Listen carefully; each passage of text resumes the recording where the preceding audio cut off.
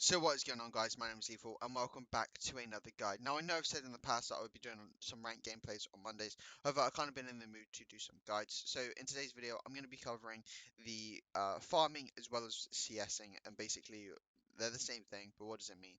We'll talk about what does the CS actually mean, how do creeps work, as well as how much gold they're worth, and then eventually later on in the video we'll talk about the different ways you can manage your waves, and then eventually talk about how to practice and um, get better at farming.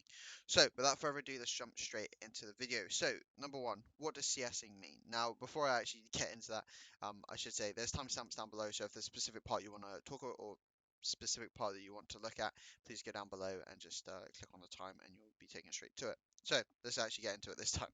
So, number one, what does CSing mean? Now, CS just literally stands for creep score. It's the score that you have on the right side of your scoreboard.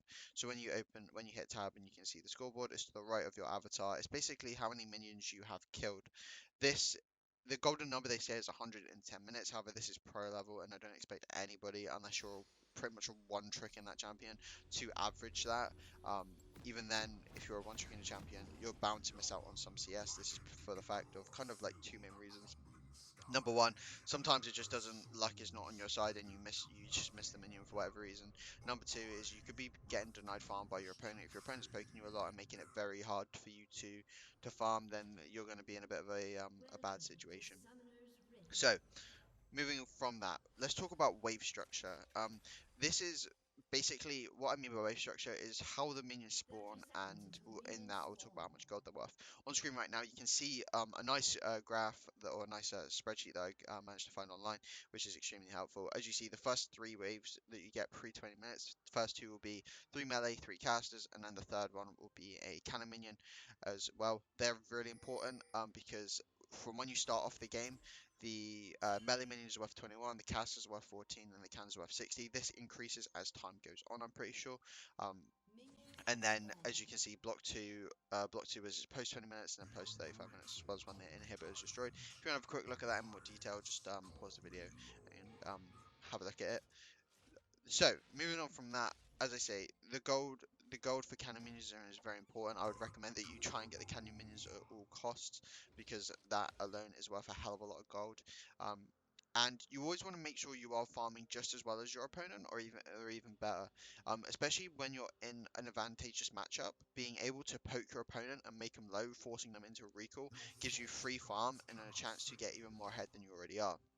In this matchup with Riven, me and her basically kind of just trade farm in a sense. We're very close throughout the whole entire game. There's a point where I kind of stretch a bit ahead. However, due to a recall, I then eventually lose farm, which kind of sucks, and she does catch up. However, I think I do end the matchup with I think just a little more farm ahead of her. As well as that, we do eventually. I don't haven't included it in this gameplay, but we do win the game. Um, I do. I think I drop 5-1 and 5. I think this game's a really low killing game for me, just for the fact. Well, when I say low kill, I wasn't involved much action. It was just basically me and Riven in the top lane kind of trading. Our Diana mid lane just crushed everything, and then our bot lane kind of traded between each other, between them and the opponents, and then we just eventually basically run wild after that. So yeah. Anyway, back on track. So as I say, you kind of want to make sure you're farming pretty well, just to make sure that you have enough gold to get ahead. The more items you got compared to your opponent, the better you are going to be. So moving on from that, let's talk about managing waves and the different types of ways you can manipulate the wave to um, to your advantage, shall we say. So there's three types of pushes. You have a slow push, a fast push, and then what is known as a freeze. So number one, let's talk about slow pushes. Slow pushes tend to be used a lot in late game. It's basically where, as you can kind of see on screen, where you have more minions than the opponent, and you only last hit the minions, so that it is slowly pushing. You want to actually keep some minions alive so that they can the wave just builds and builds, but make sure you always have more minions, or your side has more minions than them. This tends though to be used in the very late game. It's basically where you can have a slow push going into in the direction towards the enemy base, and you're able to roam and help your team out, especially as I say late game. You're in those team fights, you want to be as effective as possible. The second one we're going to talk about is a fast push. The fast push is the one you probably do without even knowing that you're doing it. It's basically where you kill the minions as quickly as possible to be able to go and recall or to go and roam to helping out another lane. For example, if I'm in the top lane and I see my mid laner's not doing it's absolutely great and my jungler's recalled, I can fast push the wave in to then go and roam mid.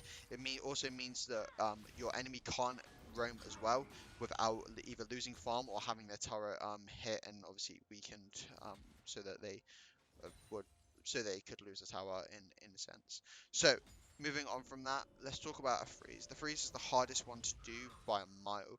It's basically where you get the wave into a specific spot and just last hit the minions. You always want to make sure though that the enemy wave has got more minions than yours, and then in the case of when you want to freeze it, you can tank the minions to put in a specific spot. Usually what you do is you put it just before your tower, and you kind of either go to the left or the right of side of the lane to stop it in or to get the waves to stop there, and then you can just kind of freeze it there. This is good for a number of different reasons. Number one is it doesn't allow your enemy to get as much farm. Number two is it avoids the gank. If it's in a losing matchup and the jungler is camping your lane, freezing the wave is the best option. If you freeze it by your tower, there is no way that the jungler can gank you without being pulled under tower and obviously taking tower aggro.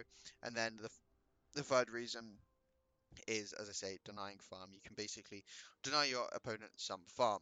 So last but not least, let's talk about how to practice. We cover the different ways. As I say, I don't think I mentioned at the start of the video, but if you're having any questions or want to properly be able to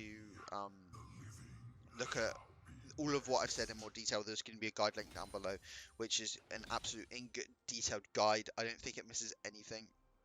So I'd recommend if you want more information, just go down there. So last but not least, how do we practice farming? Now, as you can see right here, I am in the practice tool. The practice tool is probably the best way you can farm.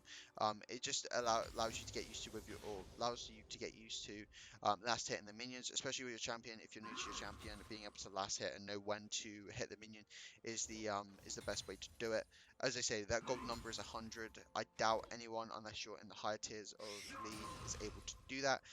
Or if you're a one trick on your champion. The other way you can practice is by going in game. This is the best way you can practice when playing against opponents. Especially if you're in losing matchups. If you sometimes what you can do is pick the champion you want to play into a matchup you know is not great. For example, if I'm playing Rise, picking into a Maud is not great, purely because Maud is very tanky and Rise is a champion that scales very late, or scales as the game goes on. So especially in those early levels, farming is going to be particularly hard when he's got his reach as well. I'm trying to think of some other matchups that are pretty hard, but none are actually coming to mind. Even a Yasuo into a Rise, right? Obviously with his one more, as soon as he gets level 2, Yasuo can put up his one more, so pretty much any ability you want to throw at him is going to get blocked. Which is, as I say, if you pick your champion into matchups you know aren't great for your champion, it means that you can learn how to farm under that sort of pressure, and hopefully will enable you to get better. But anyway, this has been a kind of a shortish guide on how to farm. As I say, I'm sorry if I've missed anything. If I have missed anything, there is a guide down below that will cover pretty much any questions you should have. But other than that, guys, please like, comment, subscribe. I will see you on Wednesday for a Lethal Take episode. Have a great day, and I will catch you next time.